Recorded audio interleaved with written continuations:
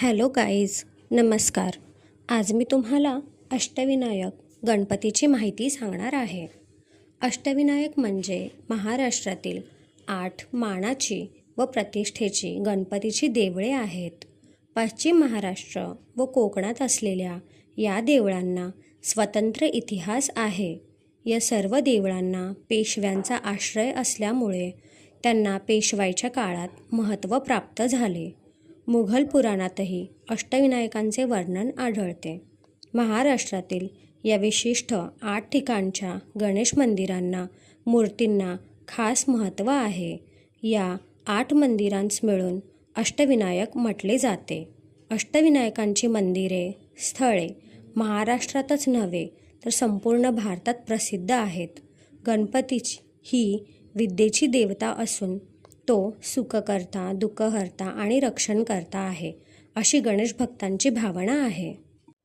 श्री गणेशाच्या अनेक प्रतिमा, मूर्ती तयार केल्या गेल्या, परंतु दगडावर कोरीवकाम करून निर्माण केलेल्या प्राचीन मूर्तींचा शोध ज्या ठिकाणी लागला, तसेच जेथे स्वयंभू प्राचीनतम मूर्ती सापडल्या, अशा स्थळांना विशेष महत्त्व प्राप्त झाले.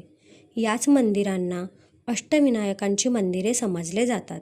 महाराष्ट्रातील असंख्य भाविक अष्टविनायकाची यात्रा करतात. अष्टविनायकाची सर्व मंदिरे ही अंतराच्या दृष्टीने परस्परांच्या जवळ आहेत. साधारणपणे 1.5 ते 2 दिवसात ही अष्टविनायक यात्रा पूर्ण होऊ शकते. पुणे जिल्ह्यात 5, मोरगाव, थेऊर, रांजणगाव, ओझर, लेण्याद्री. रायगड जिल्ह्यात 2, महड आणि पाली व अहमदनगर जिल्ह्यात 1, सिद्धटेक या ठिकाणी अष्टविनायक स्थाने आहेत. या गणपतीपैकी महड, सिद्धटेक व रांजणगावचा गणपती हे उजव्या सोंडेचे आहेत, बाकीचे डाव्या सोंडेचे.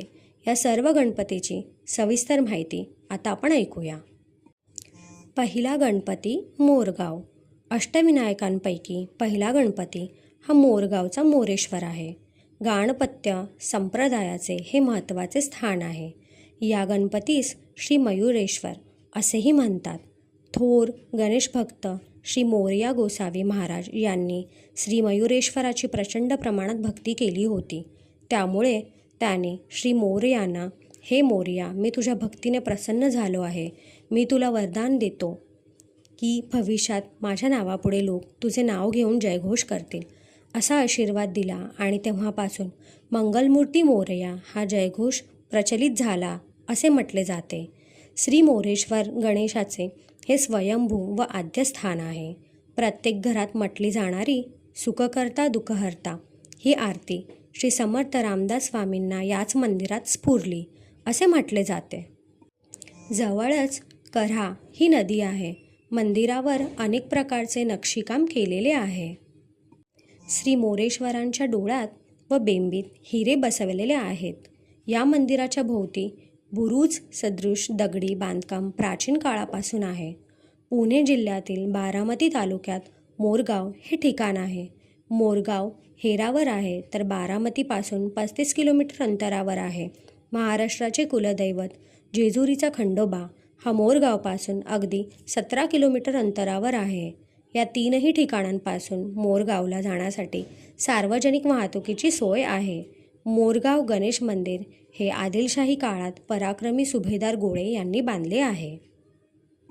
दुसरा गणपती थेऊर. अष्टविनायकांपैकी थेऊरचा श्री चिंतामणी हा दुसरा गणपती आहे. चिंचवडचे सत्पुरुष श्री चिंतामणी महाराज देव यांनी सुमारे 40,000 रुपये खर्चून हे गणपती मंदिर बांधले.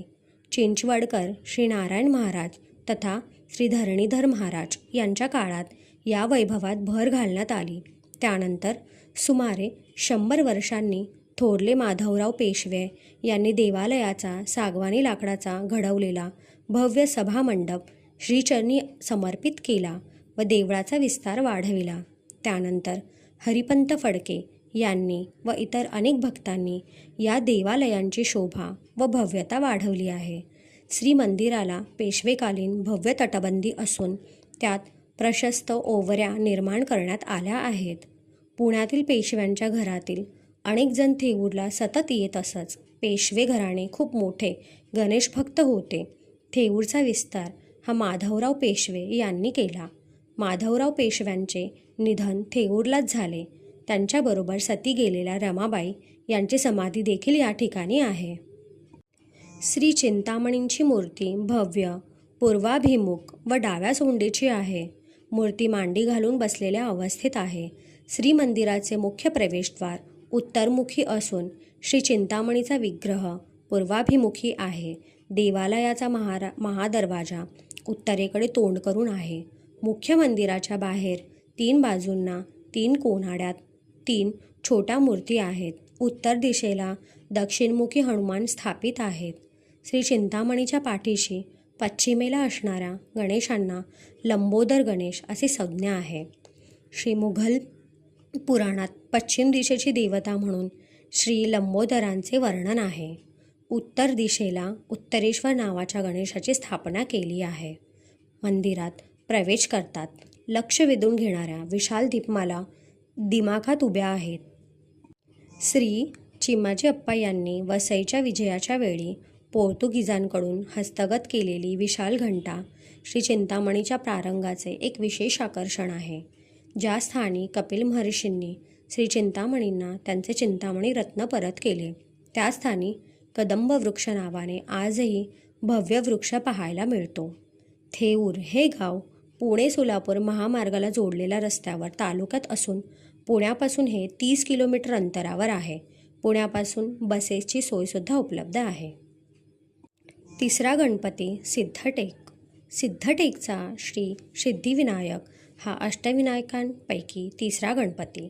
उजवी सोंड असणारा एकमेव अष्टविनायक हे भीमा नदीवर वसलेले सिद्धिविनायकाचे स्वयंभू स्थान आहे. हे मंदिर अहिल्याबाई होळकरांनी बांधले आहे. मंदिरात आत जाताना डाव्या बाजूला शंकर, विष्णू, सूर्य, गणपती, आदिमाया असे पंचायतन आहे. श्रींचे मंदिर उत्तराभिमुख आहे. श्री सिद्धिविनायकाची मूर्ती स्वयंभू आहे. गाभारा 15 फूट उंच व 10 फूट रुंद आहे.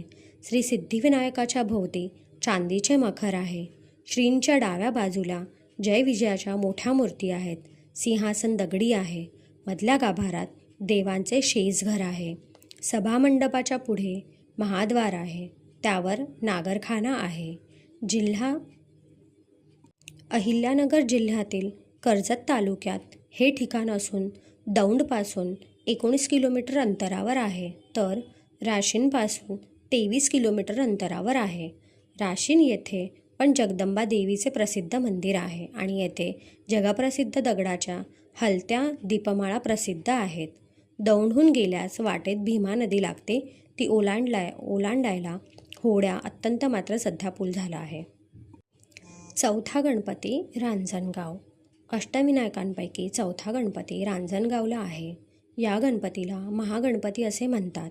हे महागणपतीचे स्वयंभू स्थान आहे. पुणे अहमदनगर मार्गावर शिरूर तालुक्यात हे ठिकाण आहे. या स्थानासंदर्भात एक दंतकथा आहे. ती अशी की त्रिपुरासूर या दैत्यास शिवशंकरांनी काही शक्ती प्रदान केल्या होत्या.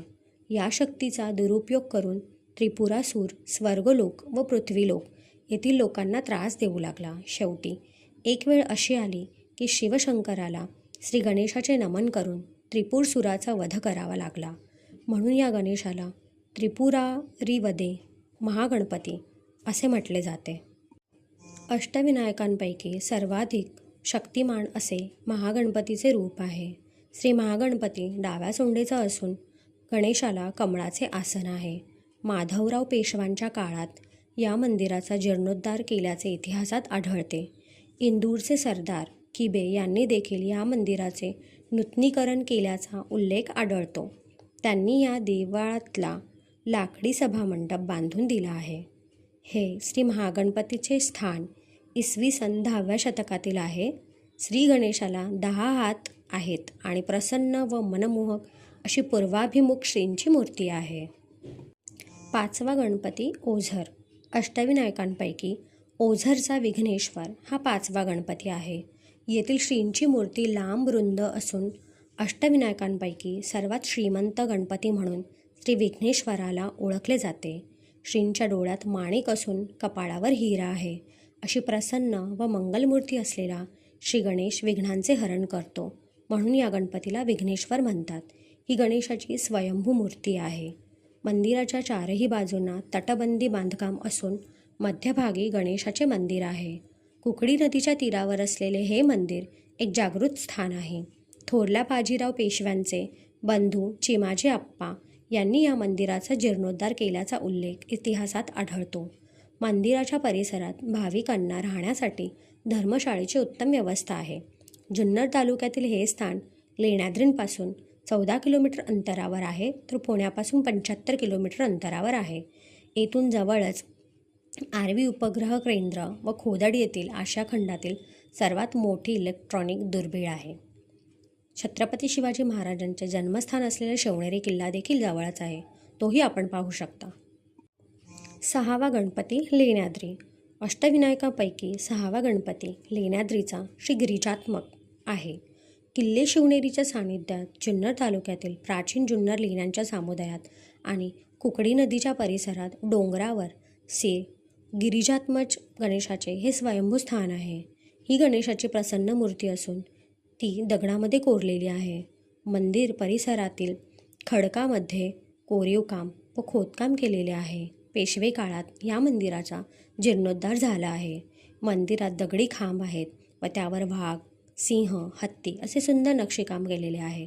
मंदिरात जाण्यासाठी डोंगरावर सुमारे 400 पायऱ्या आहेत. लेण्याद्रीचा श्री गिरिजात्मज हा जुन्नरपासून 4 किलोमीटर अंतरावर आहे, तर पुण्यापासून 97 किलोमीटर अंतरावर हे ठिकाण आहे. 7वा गणपती महड. महडचा वरद विनायक हा अष्टविनायकांपैकी 7वा गणपती आहे. हे स्वयंभू स्थान असून त्याला मठ असेही म्हणतात. श्री वरद विनायकाचे मंदिर साधे कौलारू असून मंदिराला घुमट आहे व त्याला सोनेरी कळस आहे. कळसावर नागाची नक्षी आहे. या मंदिरासंदर्भात एक प्रसिद्ध कथा आहे. एका भक्ताला स्वप्नात देवळाच्या मागील तळ्यात पाण्यात पडलेली मूर्ती दिसली. त्याप्रमाणे त्या व्यक्तीने शोध घेतला व मूर्ती मिळाली. तीच या मंदिरातील प्रतिष्ठापना केलेली मूर्ती होय. मंदिरात दगडी महिरप असून गणेशाची मूर्ती सिंहासनारूढ आहे व उजव्या सोंडेची आहे. इसवी सन 1725 पेशवे काळात हे मंदिर बांधले गेले. रायगड जिल्ह्यातील महड हे पुणे मुंबई राष्ट्रीय महामार्गावर खोपोली खालापूरच्या दरम्यान आहे. 8वा गणपती पाली. पालीचा गणपती हा अष्टविनायकांपैकी 8वा गणपती आहे. या गणपतीला श्री बल्लाळेश्वर म्हणतात. बल्लाळेश्वर गणपती हे स्वयंभू स्थान आहे. मंदिर पूर्वाभिमुख आहे. गणेशाचे कपाळ विशाल असून डोळ्यात हिरे आहेत. मंदिर चिरेबंदी आहे. मंदिरात प्रचंड घंटा असून ती चिमाजी आप्पांनी वर्णन केली आहे.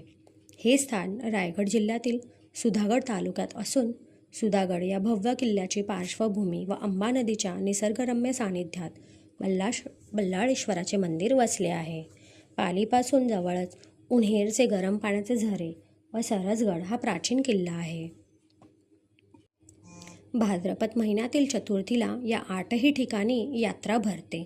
सर्व जाती धर्माचे लोक या ठिकाणी येऊन श्रद्धापूर्वक दर्शन घेतात. भाद्रपद शुद्ध चतुर्थी ते अनंत चतुर्दशी या काळात श्री गणेशाचा उत्सव सर्वत्र साजरा केला जातो. अष्टविनायकाच्या 8ही ठिकाणी भोजनाची व निवासाची उत्तम व्यवस्था आहे. अष्टविनायक दर्शनासाठी पुणे, अहिल्यानगर, रायगड या 3 जिल्ह्यातून प्रवास होतो. निरनिराळ्या रूपात श्री गणेश मूर्ती आहेत. त्याही कुठे डोंगरात, खडकात, कुठे नदीकाठी आहेत. त्यामुळे अष्टविनायकाची यात्रा करणाऱ्या भाविकाला यात्रेबरोबरच पर्यटनाचाही अनुभव मिळतो. अशा या अष्टविनायकाची महती केवळ महाराष्ट्रापुरती नाही, तर संपूर्ण भारतभर पसरली आहे. या अष्टविनायक गणपतींना तुम्ही नक्कीच भेट द्या. काळजी घ्या, आनंदी राहा.